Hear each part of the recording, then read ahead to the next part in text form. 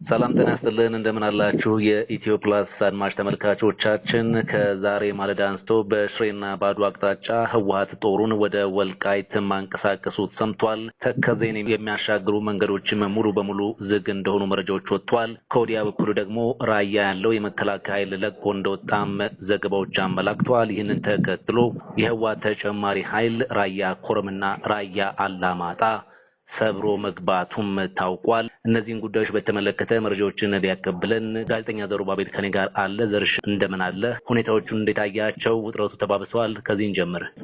በጣም ጥሩ። እንግዲህ አብርሽ አንተ መግቢያ ላይ ጠቀስካቸው መረጃዎች አሉ። ተመልካቾቻችን ሙሉ ምስል እንዲያገኙ ካለፈው እሁድና ሰኞ አንስቶ ምንድነው የተፈጠረው የሚሉትን ነገሮች እናንሳ። የተለያዩ መረጃ ምንጮች በተለይም ከትግራይ በኩል ጥቃቱ የተከፈተው መጀመሪያ ትንኮሳውን የፈጸመው የመከላከያ ወይም ከመንግስት በኩል ነው ከባድ መሳሪያ ጥቃት ተፈጸመብን የሚል ነገር እያነሱ ይገኛሉ። በስፍራው ያሉ ምንጮችን የመረጃ ምንጮችን ተጠቅመን ለማጣራት ጥረት አድርገናል። ነገር ግን መረጃዎቹን ከተለያየ ወገን ያደረሱን ወገኖች የሚሉት ምንድነው ጥቃቱን የከፈቱት ራሳቸው የህወሓት ታጣቂዎች መሆናቸውን ገልጸውልናል። ካለፈው እሁድ እለት አንስቶ ነው ጦራቸውን ሲያንቀሳቅሱ የነበረው። ከእሁድ ዕለት በፊት የህወሓት የጦርነት ቃል አቀባይ ኮሎኔል ገብረ ጻዲቅ ወይን ላይ ቃለመጠይቅ ሰጥቶ ነበር። በዚያ ቃለመጠይቅ ላይ ወልቃይትና የወልቃይትን ጨምሮ የትግራይ ሉዓላዊ ግዛቶች ሲል የጠራቸው አካባቢዎች ካልተመለሱ ጦርነት እንደሚከፍቱ ለዚህም እንደተዘጋጁ ህዝቡም እንዲዘጋጅ ጥሪ አቅርቦ ነበር። ይህ ጥሪ በቀረበ ከ3 ቀናት በኋላ ነው እንግዲህ በጠለምት በኩል ሚጫራ ዋልድባ በተባሉ ስፍራዎች ላይ ጥቃቶች የተከፈቱት የድሮን ጥቃቶች ጭምር እንደተፈጸሙ የመረጃ ምንጮች ጠቁሟል። በዚህ የድሮን ጥቃት ማረጋገጥ አልተቻለም እንጂ አንድ ስማቸው ያልተጠቀሰ የህወሓት ከፍተኛ የክፍለ ጦር አዛዥ ጭምር እንደተመቱ መረጃዎች እንደቆሰሉ መረጃዎች አግኝተናል። ከዚህ በተጨማሪም የህወሓት ጦር ላይ የከባድ መሳሪያዎች ላይ ከባድ ኪሳራን የደረሰው በድሮን ጥቃቱ በትላንትናው በተለይም በምስራቅ ጠለምት ሚጫራ ተብሎ በሚጠራው አካባቢ ላይ ለሰዓታትን የፈጀ በከባድ መሳሪያና በነፍስ ወከፍ መሳሪያ የታገዘ ከባድ ትንቅንቅ ሲደረግ ውሏል። ትንቅንቁ ሲደረግ የነበረው የመከላከያ ሰራዊትና የተከዜ ዘብ አንድ ላይ በመሆን ከትግራይ ኃይሎች ጋር ነው። በእርግጥ የትግራይ ኃይሎች ይባል እንጂ ማረጋገጥ ባይቻልም አንዳንድ ወገኖች በተለይም የታጠቃቸው መሳሪያዎች የሻዕቢያ ስር እንደሆኑ መረጃዎች ጠቁሟል። አንዳንድ የሻዕቢያ ወታደሮችም በዚህ ውጊያ ተሳትፈዋል የሚሉ መረጃዎች እየወጡ ነው። ከዚህ አስቀድሞ ምንድን ነበር የተከሰተው ካልን ባለፈው ሳምንት የፋኖ አማጺ ኃይሎች አንድ ሆነናል በሚል የአማራ ፋኖ ብሔራዊ ንቅናቄ ወይም በምህጻረ ቃል አፋብን የሚባል ድርጅት መስርተናል፣ አመራርም ሾመናል በሚል ዘመነ ካሴን በፖለቲካዊ ሊቀመንበር እንደዚሁም ጀነራል ተፈራ ማሞን ወታደራዊ አዛዥ አድርገው ሾመው ነበረ። በዚያም ላይ ጠላታችን አንድና አንድ ብቻ ነው፣ እሱም የፌደራል መንግስት ነው፣ ሌላው ጠላታችን አይደለም። ቲፒኤልኤፍም ሻዕቢያም ጠላታችን አይደለም። እንደውም የፌደራሉ መንግስት ከህወሓትና ከሻዕቢያ ጋር የሚዋጋ ከሆነ እኛ አሰላለፋችን ቃል በቃል ጀነራል ተፈራ ማሞ ከጀርባ ወጥተን እንከመርበታለን የሚል አስተያየታቸውን ነበር የሰጡት እና በዚህ በሰሞነኛው የጠለምትና የወልቃይት ውጥረትም እንግዲህ እነዚህ ታጣቂዎች አሰላለፋቸውን ዝምታን በመምረጥ አሰላለፋቸውን ከህወሓት ጋር አድርጓል። ይህ እጅግ አሳዛኝ ነው። ምክንያቱም የአማራ ትግል ሲነሳ የተነሳው ወልቃይት ላይ ነው። ምክንያቱም በ2008 የአማራ ብሔርተኝነት ሲፋፋም የተፋፋመው ዋናው መነሻው ኮዙ ነበር። እርሾ የሚባለው በዋናነት የወልቃይት ጠለምት ራያ ጥያቄዎች ናቸው። እንደውም አንዳንዶች በተለይም ለመንግስት ቅርበት ያላቸው ባለስልጣናትና ምሁራን ምንድነው የሚሉት ቲፒኤልኤፍ 4 ኪሎ ለፋኖ ወልቃይት ደግሞ ለኛ ሊሰጥ ተስማምቷል የሚል ነገር ከስምነት ደርሷል የሚል ነገር አንስተዋል። ፎሬን ፖሊሲ ደግሞ በትላንት እትሙ ካሜሮን ሁድሰን ያሰናዳው አንድ ጽሁፍ እያነበብኩ ነበር እና በ2025 መጨረሻ ማለትም ከአንድ ወር ከግማሽ በፊት በሱዳን የቲፒኤልኤፍ እና የሻዕቢያ አዛዦች ተገናኝተው ነበር ሲል ምንጮቹን ዋቢ አድርጎ ዘግቧል ፎሬን ፖሊሲ እና በዚያው ውይይት ላይ የተነሳው ሱዳን ላይ ማለት ነው። ሱዳን ቦታው አልተጠቀሰም። ሐምዳይት ይሁን ሐሽፋ ላይ አልተጠቀሰም። አይ ቲንክ ከሁለቱ አንዱ ስፍራዎች ላይ ነው ሊሆን የሚችለው። ምክንያቱም ከዚህ ቀደም የተገናኙት በቅርቡም የተገናኙት በሐምዳይት እና ሐሽፋ በተባሉ ስፍራዎች እንደነበር መረጃዎችን አግኝተናል። በተለይ በሐሽፋ ስለተደረገው ውይይት ዝርዝር መረጃን ከስፍራው ለማግኘትና ለማረጋገጥ ችለናል እና ከዚህ እዛ ወልቃይት እንዴት እንቆጣጠር የሚል ስብሰባን ያደረጉት የሚል ነገር አሰምቷል።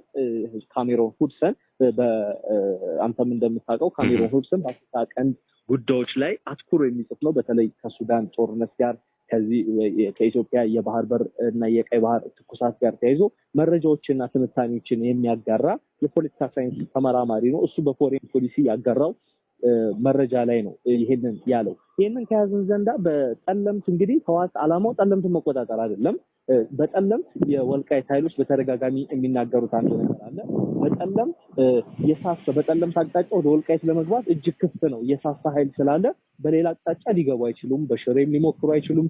በተከዜም ሊሞክሩ አይችሉም። ነገር ግን በጠለምት ዋልድባ በኩል የሳሳ ኃይል ስላለ ሊገቡ ይችላሉ የሚል ነገር ያመጣና አሁን ህወሓት እያደረገ ያለው በዚህ በጠለምት አድርጎ ወደ ወልቃይት ለመቆጣጠር እንደውም አንዳንድ የመረጃ ምንጮች የካቲት 11 የህወሓት የበዓል እንደሆነ ይታወቃል። የተመሰረተበት 56ኛ ዓመት በዓሉን የምናከብረው በወልቃይት ሁመራ ላይ ነው የሚል ነገር ጭምር የህወሓት ከፍተኛ አመራሮች ሲናገሩ እየሰማናቸው ነበር። ያንን እቅድ ተከትሎ ነው እንግዲህ ጥቃቱን የከፈቱት። ወልቃይትን ትኩሳቱ ተጋግሞ እነ ኮሎኔል ደመቀ ዘውዱ ከትናንት በስቲያ እጅግ አስቸኳይ ስብሰባ አድርገው ነበረ። በዚያ ስብሰባ ላይ የተከዜ ዘብ ወደ ምሽግ እንዲገባ በተጠንቀቅ እንዲቆም አዘዋል። ይህን ተከትሎ የተከዜ ዘብ ወደ ተከዜ ወንዝ ዳርቻዎች አምርቷል፣ ምሽጉን ይዟል። በአንጻሩ የህወሓት ኃይል ረጅም ርቀት፣ መካከለኛ ርቀት፣ አጭር ርቀት የሚወነጨፉ መድፎቹን ወደ ወልቃይት አስጠግቷል። በተለይም በዚህ በሽሬና አድዋ አቅጣጫ ወደ ወልቃይት ኃይሉንና እነዚህ አይነት አሁን የጠቀስኳቸውን የከባድ መሳሪያዎች እንዳስጠጋ መረጃዎች አመላክተዋል። በአንጻሩ ከወዲያ በኩል ደግሞ በራያ በኩል ትኩሳቱ እጅግ እያየለ እየመጣ ነው።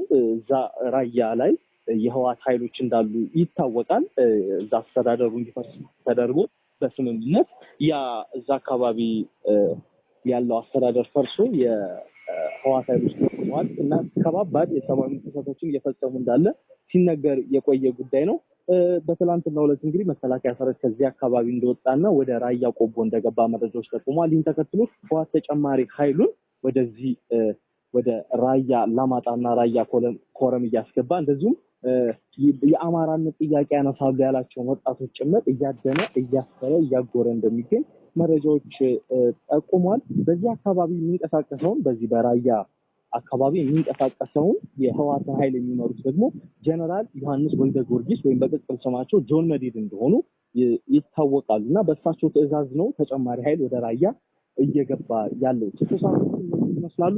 ዓላማቸው ምንድን ነው ካልን የኢትዮጵያን መንግስት በአንድም በሌላ መንገድ የማስጨነቅ ጉዳይ ነው። እዚህ ትብብር ላይ ደግሞ ሻዕቢያ አለ፣ ፋኖ አለበት፣ የሱዳን አልቡርሃን አለበት። ትናንት ፎሬን ፖሊሲ ላይ ወጣ ያልኩ ጽሁፍም በዋናነት የሚመለከተው ይሄ ነው።